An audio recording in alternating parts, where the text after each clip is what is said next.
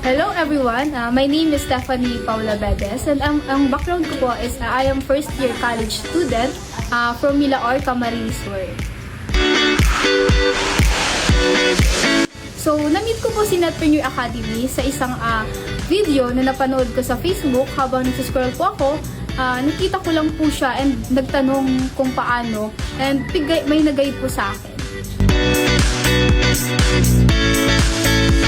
So, ang naging result ko po dito sa Netpreneur Academy, so kung makikita nyo po, right now, andito po kami sa farm plate kung saan gaganapin yung handle app ng Netpreneur Academy. And in just 1 month, naging account holder po ako dito sa community.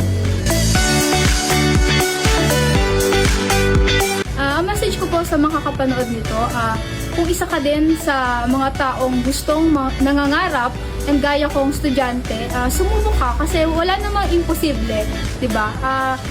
Lahat tayo nangangarap and lahat 'yan magagawa ng paraan. And kung nakikita mo tong video na to, ito na yung chance para abutin yung pangarap mo and sasamahan ka namin dito.